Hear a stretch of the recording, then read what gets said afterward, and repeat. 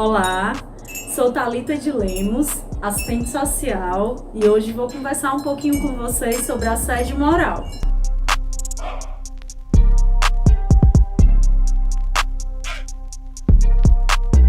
Eu sou assistente social de formação, tenho mestrado em psicologia, práticas e inovação em saúde mental, tenho 42 anos, há 15 anos atuo no Sistema Único de Saúde.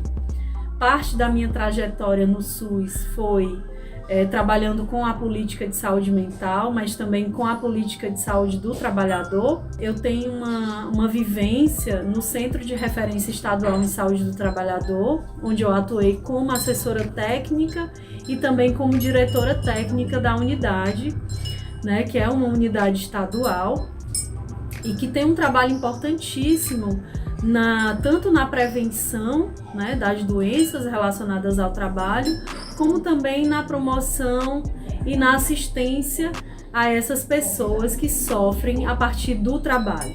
E aí a gente vai falar hoje sobre assédio moral, que é uma situação bastante comum, onde é uma violência instituída nos ambientes de trabalho, uma violência que nem sempre é percebida por quem está sofrendo essa violência, Às vezes as pessoas acreditam que faz parte da cultura organizacional, as pessoas às vezes acreditam que é o perfil do chefe, é porque eu sou complicada, é porque eu já tenho determinados problemas e de dificuldade de lidar com o outro, por isso assim, então é uma violência como qualquer violência, onde a vítima muitas vezes se culpa daquela situação vivenciada, Então, ela pode ser um xingamento, ela pode ser um bullying, Ela pode ser um cyberbullying, ela pode ser uma situação muito mais de isolamento, de invalidar a fala,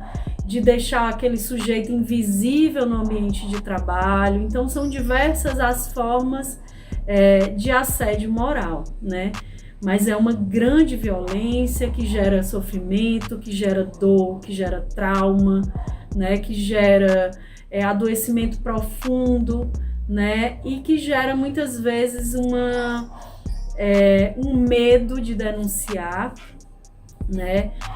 A gente precisa reconhecer cada vez mais o assédio moral como algo que faz parte do cotidiano das relações de trabalho, infelizmente. Não existe uma coisa que defina que o assédio moral ele é apenas do chefe para o subordinado.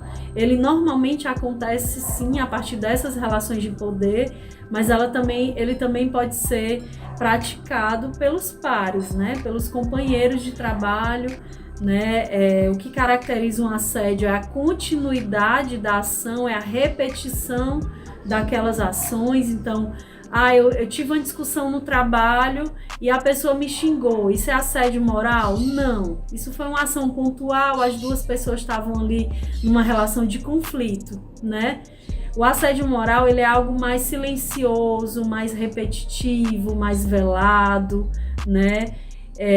A pessoa vai sendo, sem perceber, vai sendo colocada de lado, não é acatada a sua fala, ela é invisibilizada muitas vezes, Então isso é o que a gente pode entender como assédio moral.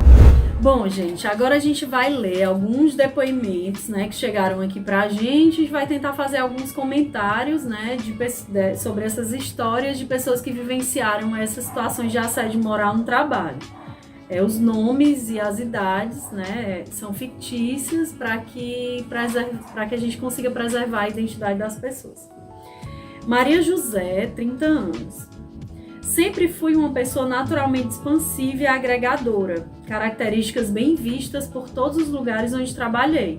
Mas trabalhei por 4 anos em uma indústria majoritariamente masculina, onde essas características não eram bem vistas. Com o passar do tempo, fui percebendo que minhas ações eram mal interpretadas por meus colegas de trabalho. Foi crescendo a um ponto em que nas reuniões minha equipe ficava cochichando entre eles de mim e tudo que eu fazia virava piada ou burburinho. De agregadora, passei a ser a metida. Eles passaram a me isolar e fiquei em um lugar de exclusão e invisibilidade. Fui afastada da empresa e diagnosticada com burnout. Em um processo já longo de depressão e ansiedade, né? Então, foi uma situação de assédio moral que acabou gerando um adoecimento grave, né? Que a gente não tem como definir o que causou o quê, mas que com certeza o trabalho, ele foi, essa condição de assédio moral, ela foi definitiva para que esses sintomas aparecessem ou piorassem. Uma sobrecarga de trabalho, uma série de questões que a pessoa já vem lidando, né? E ainda ter que lidar com essa violência gerada pelos próprios colegas de trabalho, né? De isolar, de excluir, né? Por quê? Por conta de uma característica que a pessoa tem, né? Porque a gente precisa reconhecer que os ambientes de trabalho são produzidos, né, por pessoas múltiplas e que têm características diferenciadas, histórias de vida diferenciadas, percursos de trabalho diferenciados. Então, tem formas de lidar com o outro diferentes, né? Então, a gente precisa, sim, tornar essas diferenças para que essas diferenças sejam possíveis de produzir um ambiente de trabalho saudáveis e não o contrário, né? A gente não pode pegar uma característica de alguém que é diferente da minha e fazer disso um instrumento ali de violência, né? Então ela acabou sendo, sofrendo uma violência a partir de uma característica que ela tem, que ela tanto e que funcionou tanto em outros ambientes de trabalho. E agora vamos para o depoimento da Lilian, de 35 anos. Tive um gestor que não dirigia a palavra nem a pessoas de cargo inferiores, nem a mulheres. Em um evento, estava no mesmo local, eu, meu diretor e esse gestor. O gestor em questão estava com algumas dúvidas, onde ele perguntava ao meu diretor que me perguntava. Quando eu respondia ao meu diretor, ele reproduzia a mesma coisa para o gestor. E assim eram nas reuniões. Ele nos lançava um olhar de desprezo e nos tratava como as meninas. Precisávamos nos travestir de uma masculinidade nas roupas, ações e voz, para sermos escutadas, pois qualquer sinal de feminilidade era vista como fraqueza. Gente, isso é muito mais comum do que o que a gente pensa. Primeiro que fala sobre as relações de poder que estão dentro das relações de gênero, né? Isso, a gente vive uma sociedade extremamente machista, né? E infelizmente isso é repercutido também nas relações de trabalho, especialmente quando existe uma relação hierarquicamente, né? Onde a mulher é subordinada a um homem, né? Então, aí ela apontou dois elementos. Primeiro, que esse gestor não dirigia a palavra a quem fosse inferior a ele, né? Ou aos cargos mais inferiores, e nem às mulheres, né? Então, isso é absurdamente violento. Você precisar falar com um chefe seu a partir de um interlocutor, porque ele não quer dirigir a palavra a você, né? E você precisar mudar o seu estilo, mudar o que lhe caracteriza enquanto ser humano, né? Enquanto pessoa, porque você precisa usar menos elementos femininos para ser respeitada, né? Infelizmente ainda é uma estratégia que a maioria das mulheres utiliza nos seus ambientes de trabalho, né? É aquela coisa de não demonstrar fraqueza para ser respeitada. Mas isso é extremamente violento e adoecedor. Primeiro porque é cansativo, porque você tem que ser alguém que você não é, né? O tempo todo. Num lugar onde você passa a maior parte do seu dia, né? Então isso é muito complicado. Isso é, com certeza, gerador de adoecimento, né? Vamos aqui para mais uma história do Vicente, de 42 anos. Tenho mais de 20 anos de experiência na área comercial e sempre tive certeza que esse era o meu lugar. Na empresa que trabalhei anteriormente, já estava lá há cerca de 2 anos, quando uma nova gestora foi contratada. No começo, como uma ação de boas-vindas, eu ofereci ajuda com os processos onde ela não estava familiarizada, mas ela não aceitava. Com o tempo, ela passou a delegar a mim os processos que ela não entendia, como se fosse minha obrigação.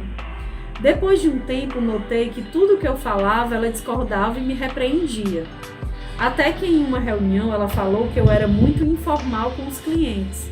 Passou a falar mal das minhas roupas e diminuir minha capacidade enquanto profissional do setor comercial. Era tudo feito de forma velada e com educação. Parecia que era coisa da minha cabeça. Tempos depois, fui demitido em uma reunião de alguns segundos e sem nenhuma explicação.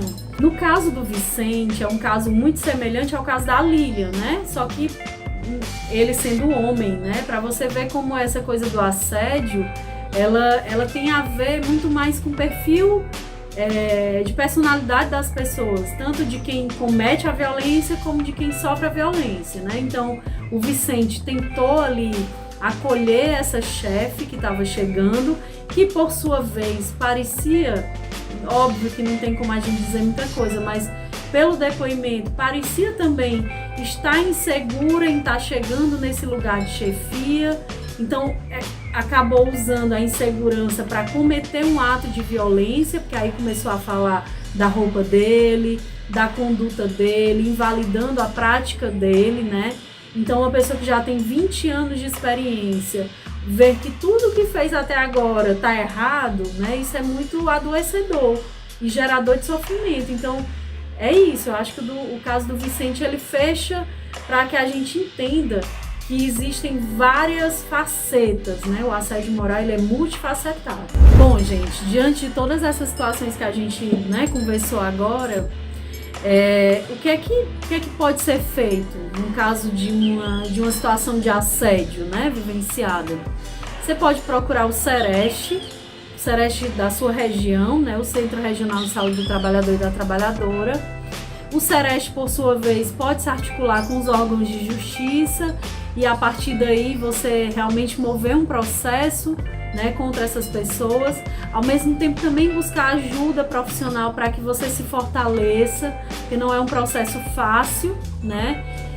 Quando você estiver no seu ambiente de trabalho, que você estiver vivenciando esse tipo de situação, grave o que você puder gravar, procure produzir algum tipo de provas, guarde e-mails, né, alguma conversa que possa servir de prova, né, para que você possa levar isso adiante, né, considerando que a dificuldade de provar o assédio moral, porque dificilmente os pares vão estar com você nessa, né? Então é isso. Procure ajuda, não deixe impune, tá? Não fique sofrendo sozinho, busque ajuda, tá certo? E agora, parabenizar vocês pela iniciativa de abordar esse trabalho, esse tema, né?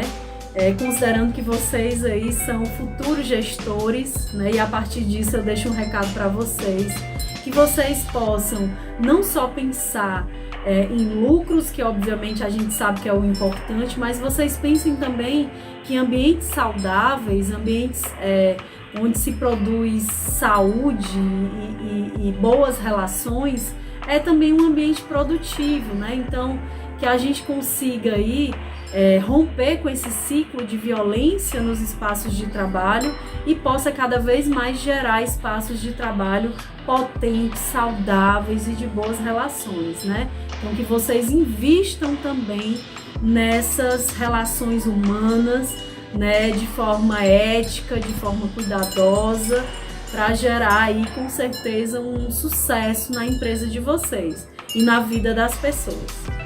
E é isso. Agradecer, deixar um grande abraço para vocês e até a próxima.